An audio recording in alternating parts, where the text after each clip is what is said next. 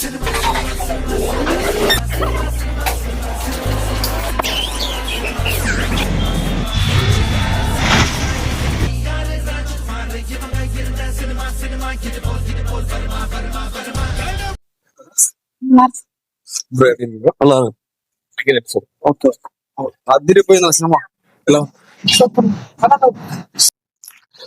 நண்பர்களே, இது first show talk. இன்னைக்கு நம்ம பார்க்க போற படம் லோகா சாப்டர் 1 சந்திரா. படத்தோட டைட்டில் ரொம்ப லென்த்தா இருக்குல்ல. இது ஒரு மலையாள படம். ஏன் இவ்வளவு லென்த்தா பேர் வச்சிருக்காங்க அப்படிங்கிறத இந்த வீடியோ பார்க்க பார்க்க உங்களுக்கே புரிய ஆரம்பிச்சிடும்.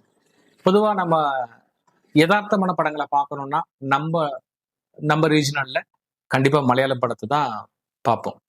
ஏன்னா அவங்க ரொம்ப நேட்டிவிட்டியோட எடுப்பாங்க.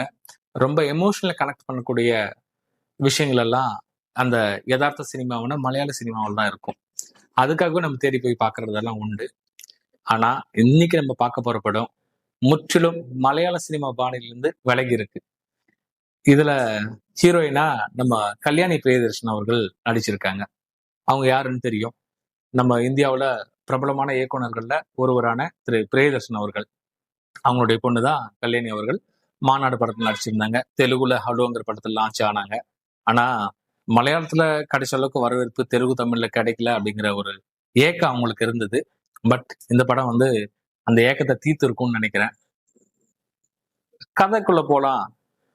முதல்ல இவங்க ஒரு வெளிநாட்டுல இருக்கிறாங்க. அங்க பல அடிதொடி துவம்சங்கள்லாம் முடிச்சுட்டு ஒரு ஃபோன் கால் பேசிட்டு இருப்பாங்க. ஃபோன் கால்ல அவங்களுக்கு நீங்க அங்க இருக்கிறது சேஃப் கிடையாது, ஹை ரிஸ்க்ல இருக்கீங்க, நீங்க உடனே கிளம்பி இங்க வந்துருங்க, இது பெரியவருடைய ஆர்டர் அப்படின்னு சொல்லி கால் வருது. கால் கட் பண்ணி முடிச்சதும் எதிரில் அவங்கள தாக்க வர்றாங்க. இவங்களும் அவங்கள பதிலுக்கு தாக்கிட்டு அங்கிருந்து கிளம்பி ஃப்ளைட்ல இறங்குறாங்க. இறங்குற இடம் இந்தியா, பெங்களூர். அங்க அவங்களுக்காகவே காத்துட்டு இருக்க அவங்க டீம்மேட் சில இன்ஸ்ட்ரக்ஷன்ஸ் எல்லாம் கொடுத்து இனி நீ இப்படிதான் இருக்கணும் எல்லாம் சொல்லி ஒரு டாக்குமெண்ட் ரெடி பண்ணி கொடுக்குறாங்க. இந்திய பிரஜைக்கான ஒரு டாக்குமெண்ட். அதை வச்சுக்கிட்டு அவங்க பெங்களூர்ல ஒரு காஃபி ஷாப்ல போயிட்டு வேலைக்கு சேர்றாங்க. வேலை கிடைச்சாச்சு. அடுத்து ஸ்டே பார்க்கணும் இல்லையா. ஸ்டேக்காக ஒரு அபார்ட்மெண்ட் தேடி போறாங்க. ஸ்டே பண்றாங்க. அதுக்கு எதிரிலேயே பொழுதுபோக்க மட்டுமே ஒரு முழு நேர வேலையை பார்க்கக்கூடிய ஒரு 3 நண்பர்கள் இருக்கிறாங்க. அவங்க எப்பவுமே குடி கூத்து கும்மாளம் அப்படி பப்பு அப்படின்னு லைஃப் ஃபுல்லாவே சில் பண்றதும் ஃபன் பண்றதும் ஒரு வேலையை வச்சுட்டு அலைஞ்சிட்டு இருக்காங்க. எதிர் வீட்டுல ஒரு அழகான ஒரு பெண் வந்திருக்கு. அந்த பொண்ணு எப்படி நம்ம மடக்கிறதுன்னு சொல்லி மெனக்கட்டுறாங்க. இது ஒரு பக்கம் போயிட்டு இருக்க.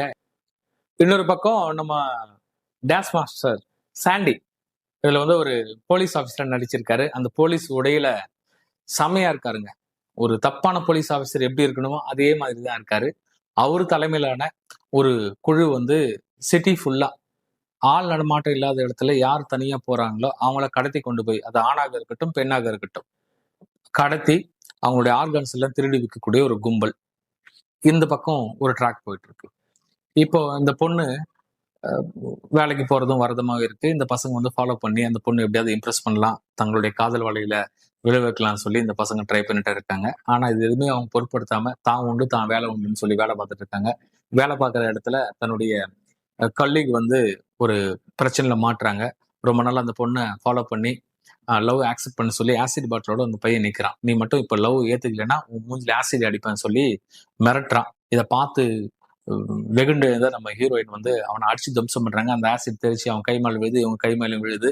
ஆனா இவங்களுக்கு துளியும் வலிக்கல அப்படிங்கிறத அவங்க உணர்வுபூர்வமா பதிவு பண்ணியிருக்காங்க. துவைச்சி எடுத்துடுறாங்க. துவைச்சி எடுத்துட்டு இவங்க கிளம்பி போறாங்க. அப்போ பின்தொடர்ற ஹீரோ என்ன பண்றாருன்னா, இவங்களுக்கு என்ன பெரிய காயம் இருக்கு, அது தீ காயமா என்ன அப்படிங்கிற மாதிரி பாக்குறான்.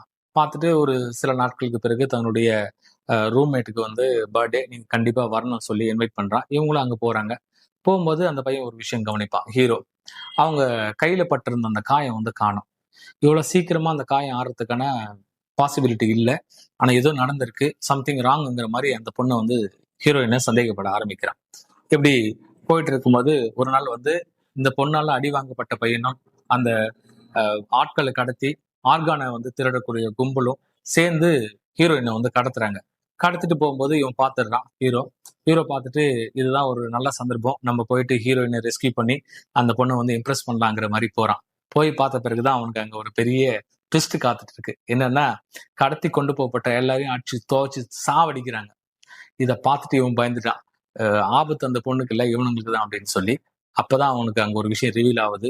இந்த பொண்ணுக்குள்ள வந்து ஒரு சூப்பர் பவர் இருக்கு அப்படின்னு சொல்லி. இந்த ரகசியம் தெரிஞ்ச பிறகு என்ன பண்ணலாம்? தப்பிக்கலாமா? இல்ல இவங்க கூட டிராவல் ஆகலாம் சொல்லி அப்படியே ஒரு கன்ஃபியூஸ் மைண்ட்ல இருக்கும்போதே இவங்க மிரட்ட ஆரம்பிச்சிடுறாங்க. நீ வந்து நான் எடுத்திருக்கிற இந்த அசைன்மெண்ட்டுக்கு துணை வரணும். இல்லையானா அப்படின்னு சொல்லி செகண்ட் ஆப்ஷன் கொடுக்குறாங்க. செகண்ட் ஆப்ஷன்லாம் வேண்டவே வேண்டாம். நான் உங்க கூடவே டிராவல் ஆகிறேன். நீங்க எங்க கூப்பிட்டாலும் அங்க வர்றேன் அப்படிங்கிற மாதிரி அவங்க கூட டிராவல் ஆக ஆரம்பிக்கிறான்.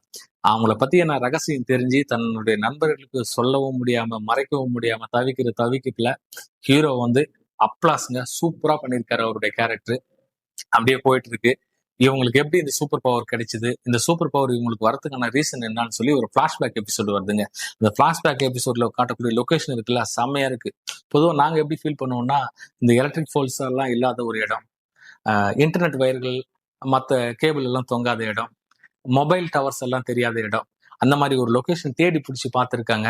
அங்க கொட்டக்கூடிய அந்த நீர்வீழ்ச்சி, அங்க இருக்கக்கூடிய அந்த அழகான காடு எல்லாம் பார்க்கும்போது நம்மளும் அந்த ஒரு காட்டுல ஒரு நாள் ட்ரெக்கிங்காவது போயிட்டு வரலாம், ஒரு நாள் தங்கிட்டு வரலாங்கிற தோணும். அந்த அளவுக்கு வந்து ஆர்ட் டைரக்டருடைய ஒர்க்கும் சினிமாட்டோகிராஃபருடைய ஒர்க்கும் அவ்வளோ சூப்பரா இருக்குங்க. 2 பேருமே பாராட்டக்கூடிய ஒரு இடத்துல இருக்கிறாங்க. இப்படி போயிட்டு இருக்கு. அங்க வந்து நடக்கக்கூடிய அந்த சண்டை காட்சிகள் எல்லாம் செம்மையா இருக்கு. சீரியஸா நம்ம இது வரைக்கும் பார்த்த ஒரு சண்டை காட்சிகள் இல்லாம இது கொஞ்சம் வித்தியாசமா அமைச்சிருக்காங்க. சூப்பரா இருக்கு. அதை நடிச்ச ஒரு குழந்தை கேரக்டர் வந்து ரொம்ப அருமையா பண்ணிருக்கு. அப்படியே வந்து அந்த பிளாஷ்பேக் எபிசோடு முடிஞ்சு நம்ம ஹீரோயின் வந்து ஒரு பெரிய பில்டிங் மேல செம்மையா நிப்பாங்க. நம்ம எல்லாம் பார்த்த ஸ்பைடர்மேன், சூப்பர்மேன், அவெஞ்சர்ஸ் அந்த சீரீஸ்ல வந்து அவங்க நிப்பாங்கல்ல ஒரு கெத்தா, அப்படியே தியேட்டர் வந்து தெரிக்கும்ல, அந்த மாதிரி தெறிக்க விடுறாங்க ஹீரோயின். கண்டிப்பா அவங்க ஹைட் வெயிட்டுக்கு அவங்களோட பிசிக் ஃபிட்னஸ்க்கு சூப்பர் ஹீரோ கேரக்டர் பண்றதுக்கு செம்மையா இருக்குங்க. நம்ம வெறும் ஹாலிவுட் படங்கள்ல மட்டுமே பார்த்து ரசித்த, இல்ல வந்து பாலிவுட்ல கிறிஷ் மாதிரி படங்களை பார்த்தவங்க தான் ரசித்து இருப்போம். நம்ம ஊர் ரீஜனல்ல அதுவும் வந்து ஒரு உமன் சென்ட்ரிக் படமா வந்திருக்கு. இன்டர்வல் பிளாக் எல்லாம் செம்மையா இருக்குங்க. அவ்வளவு விறுவிறுன்னு போறதே தெரியல, எப்போ இன்டர்வல் விட்டுருக்காங்க. ஃபர்ஸ்ட் ஹாப் முடிஞ்சு செகண்ட் ஹாப்புக்கு வரும்போது இவங்கள ஓய்ச்சி கட்டணும் சொல்லி ஒரு பக்கம் போலீஸ் டிபார்ட்மெண்ட்டும் இன்னொரு பக்கம் இந்த வில்லன் குரூப்பும் தேடி போறாங்க. தேடி போற இடத்துல டாக்டர் கேரக்டர்ல வந்து நிறைய பிளாக் மேஜிக் எல்லாம் பண்ணி அசத்துறாரு நம்ம டொவினோ தாமஸ் அவர்கள். அங்கதான் வந்து நம்ம சாண்டி மாஸ்க்கும் வந்து சூப்பர் பவரை பெறாரு. இந்த சூப்பர் பவர் இவருக்குள்ள எப்படி வந்தது அப்படிங்கறதுதான் ட்விஸ்ட். அந்த சூப்பர் பவர் வந்த பிறகு போலீஸ் ஆபீசரா இருந்த சாண்டி மாஸ்டர் சூப்பர் பவர் வந்த பிறகு எப்படி மாறாருங்கிற அந்த டிரான்ஸ்ஃபர்மேஷன் இருக்கு இல்லையா, சூப்பரா பண்ணியிருக்காருங்க. அதுக்கு பிறகு அவர் நடிக்கக்கூடிய காட்சிகள் நல்லாவே இருக்கு. குறிப்பா டான்ஸ் மாஸ்டர்ஸ் அப்படின்னா அவங்க நல்ல எக்ஸ்பிரஷன்ஸ் எல்லாம் கொடுப்பாங்க. டான்ஸ் நிறைய பேருக்கு சொல்லி கொடுத்துருப்பாங்க. ஒவ்வொரு ஹீரோக்கு ஏற்ற ஒரு பிராண்ட் ஸ்டைல் எல்லாம் உருவாக்கி கொடுத்துருப்பாங்க. அது மாதிரி தானே ஒரு பெரிய மாஸ்டர் பெரிய பெரிய ஹீரோஸ் கூட எல்லாம் ஒர்க் பண்ண ஒரு மாஸ்டர்ங்கிறதுனால முகபாவனையில ரொம்ப சிறப்பா பண்ணியிருக்காரு. அந்த டிரான்ஸ்பர்மேஷன் பிறகு நிறைய காட்சிகள் நம்மள பயமுறுத்துறாரு. ஹீரோயினை போட்டு தள்ளுவாரோ அப்படிங்கிற பயம் நமக்குள்ளேயும் வந்துருது. அந்த அளவுக்கு வந்து அவரு நடிச்சிருக்காரு. நல்லாவே இருக்கு அந்த அந்த கேரக்டர். இப்படி வந்து டிரான்ஸ்பர்மேஷன் ஆன ஒரு சூப்பர் பவர் வில்லனும் ஒரு சூப்பர் பவர் உள்ள ஒரு ஹீரோயினும் நேருக்கு நேர் மோதும் போது என்னென்ன காட்சிகள் நடக்குது, இதுல சாண்டி மாஸ்டர் ஜெயிச்சாங்களா இல்ல வந்து கல்யாணி அவர்கள் ஜெயிச்சாங்களா அப்படிங்கறதுதான் கிளைமேக்ஸ்.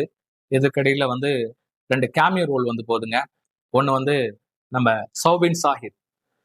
இதுக்கு அடுத்து சீரீஸ் இருக்கு. சௌபன் சாஹிர் அவர்களுக்கும் கல்யாணி பிரியதர்ஷன் அவர்களுக்கும் என்ன தொடர்பு, என்ன பகை அப்படிங்கறது அடுத்தடுத்து வர்ற சாப்டர்ஸ்ல மீன்ஸ் வந்து அடுத்தடுத்து வர்ற சீக்வல்ல தான் ரிவீல் ஆகும் போல இருக்கு. அதே மாதிரி துல்கர் சல்மான் அவர்கள் கிளைமேக்ஸ் காட்சியில் வர்றாரு. அவர் எப்படி வந்தாரு, எதுக்காக இவங்களை ரெஸ்கியூ பண்றாரு அப்படிங்கறதெல்லாம் மீதமுள்ள காட்சிகள். இதுல குறிப்பா நம்ம சொல்லணும்னா கல்யாணி பிரியதர்ஷன் அவர்கள் வந்து ரொம்ப சிறப்பா பண்ணியிருக்காங்க. அவங்க வந்து ஒரு சூப்பர் பவர் உள்ள ஒரு உமனா நடிக்கிறதுக்கு தேவையான ஹைட் இருக்கு. அது எல்லாருக்குமே நம்ம பார்த்திருக்கோம் கடந்த படங்கள்ல. இதுல வந்து பிசிக்காவும் அவங்க ரெடி இருக்காங்க, ஃபிட்னஸ் மெயின்டைன் பண்ணியிருக்காங்க. அந்த கேரக்டர் வந்து ரொம்ப கனகச்சிதமா பண்ணியிருக்காங்க. அது ஒரு வெப்பன் ஹேண்டில் பண்றதா இருக்கட்டும், ரவுடிகளை வந்து செல்ஃப் டிஃபென்ஸ் வச்சு அட்டாக் பண்றதா இருக்கட்டும், ஹீரோ மிரட்டுறதா இருக்கட்டும், நிறைய காட்சிகள்ல பார்வைகளால மிரட்டுறாங்க. அந்த அளவுக்கு அவங்களுடைய சீன்ஸ் எல்லாமே ரொம்ப தூக்கலா இருக்கு. இன்னொரு பக்கம் சாண்டி மாஸ்டர் பத்தி ஏற்கனவே பேசியாச்சு இல்லையா? அவரு ரொம்ப சிறப்பா பண்ணியிருக்காரு. இதுக்கு அடுத்து வந்து அவருக்கு வந்து தொடர்ந்து வந்து நடிகராவே கூட மாறிடலாம். சொல்ல முடியாது. அந்த அளவுக்கு இந்த படத்துல அவர் நல்ல வரவேற்பு பெற்றிருக்காருன்னு தான் சொல்லணும். அதுல ஹீரோ வர்ற சன்னி கேரக்டர் இருக்காரு இல்லைங்களா? அந்த சன்னி கேரக்டர் வந்து இதுக்கு முன்னாடி சில படங்களே பண்ணியிருந்தாலும், இந்த படத்துல வந்து அவரு தன்னுடைய முழு திறமையும் வெளிப்படுத்தியிருக்காருன்னு தான் சொல்லணும். இந்த 2, 3 காட்சிகள்ல டயலாக்ஸ் எல்லாம் வருங்க. உங்க வீட்ல எல்லாருமே இப்படிதானா? அப்படிங்கிறபோது குபீர்னு சிரிப்பு வந்துரும் நமக்கு. இன்னொரு காட்சியில உங்க வீட்ல குடிக்கிறதுக்கு பிளட் தவிர வேற ஏதாச்சும் இருக்கான்னு சொல்லி கேட்பாரு. அதெல்லாம் வந்து தியேட்டர்ல கிளாப்ஸ் அப்படியே பறக்குதுங்க. ஆ ஓ ஓ இன்னொரு காட்சியில உருகுவாரு. இதுக்கு மேல நான் உன்னை சந்திக்க முடியாதா? உன்னை பார்க்கணும்னு நினைச்சாலும் ஆ பார்க்க முடியாது போல இருக்குன்னு சொல்லி அந்த காதல நினைச்சு உருகுறாரு இல்லையா? அந்த காட்சியில வந்து ஒரு நல்ல காதலனா ஜொலிக்கிறாரு. மொத்தத்துல ஹீரோயின் கேரக்டரும், ஹீரோ கேரக்டரும், சாண்டி மாஸ்டர் கேரக்டரும் பிச்சு உதறியிருக்காங்க. படம் வந்து மொத்தம் வந்து ஒரு ஒரு ஓவராலா சொல்லணும் அப்படின்னாக்கா, ஃபர்ஸ்ட் ஹாஃப் வந்து விறுவிறுன்னு போகுதுங்க. அந்த இன்டர்வல் பிளாக் எல்லாம் வந்து சூப்பரா இருக்கு படம். எக்ஸ்ட்ராடினரியா இருக்கு. செகண்ட் ஹாஃப் பாத்தீங்கன்னா, அங்கங்க கொஞ்சம் லேகு பிளஸ் வந்து இன்னுமா முடியல, இது எதுக்கு அப்படிங்கிற மாதிரிலாம் யோசிக்கிறதுக்குள்ள கிளைமேக்ஸ் வருது. கிளைமேக்ஸ்ல வந்து உங்களுக்கு போர் அடிக்காத அந்த ஃபர்ஸ்ட் ஹாஃப்ல இருக்கிற விறுவிறுப்பை வந்து கிளைமேக்ஸ்ல சூப்பரா கொடுத்து படத்தை ஃபினிஷ் பண்ணியிருக்காங்க. இதுக்கு அடுத்து நல்லா நடக்க போகுதுங்கிறது இந்த லோகாவுடைய சாப்டர் 2, சாப்டர் 3 அப்படின்னு சொல்லி எத்தனை கேரக்டர் ரிவீல் பண்ண போறாங்களோ சூப்பரா இருக்கும். நம்மலாம் வெறுமனே ஹாலிவுட் படங்களை மட்டும் தான் பார்த்திருக்க அந்த சூப்பர்மேன் பவர் எல்லாமே கூட நம்ம வந்து இப்போ மலையாள சினிமாலேயே பார்க்க ஆரம்பிச்சிட்டோம். அதுவுமே கூட இந்த படத்தோட பட்ஜெட் எல்லாம் கேள்விப்பட்டிருக்கோம். 30 to 35 கோடி ரூபாயில ரெடி பண்ணியிருக்காங்களா. ஏற்கனவே வந்து அங்க 60 கோடிக்கு மேல வசூல் பண்ணி கேரளாவில் வந்து ஒரு கலக்கிட்டு இருக்கு படம். நம்ம நம்ம ஆடியன்ஸ் தெலுங்கு, தமிழ் ஆடியன்ஸ் எல்லாம் கூட ரசிக்க ஆரம்பிச்சிட்டாங்க. நாங்க வெளில வந்து ஆடியன்ஸ் எல்லாம் கேட்கும்போது தெலுங்கு ஆடியன்ஸ் எல்லாம் சில பேர் வந்தாங்க. தெலுங்குல படம் போட்டிருக்காங்களோ அப்படின்னு நினைச்சு வந்திருந்தாங்க. அவங்க எல்லாமே பார்த்துட்டு சொல்றாங்க நல்லா இருக்கு, சூப்பரா இருக்கு, எங்களுக்கு ரொம்ப ஹாப்பி அப்படிங்கிறாங்க. ஸோ வந்து நம்ம ஹாலிவுட் சூப்பர் ஹீரோஸை கொண்டாடுற காலம் மாறி இனி வந்து நம்ம மலையாளத்தில் இருக்கக்கூடிய சூப்பர் ஹீரோஸை கொண்டாடுற காலம் வந்திருக்குன்னு தான் சொல்லணும். குறிப்பா கல்யாணி பிரியதர்ஷன் அவர்கள் வந்து இந்த சூப்பர் ஹீரோவை வந்து செம்மையா பண்ணியிருக்காரு. 2 பேரை வந்து ரொம்ப முக்கியமா பேசி ஆகணும். மியூசிக் டைரக்டர் அவர்கள் வந்து அந்த போடக்கூடிய பிஜிஎம் வந்து நம்மள மிரட்டுது. அங்கங்க வந்து நம்மள உருக வைக்குது. அது மாதிரி சினிமாட்டோகிராஃபர் வந்து அவருடைய ஒர்க் எக்ஸ்ட்ராடினரி.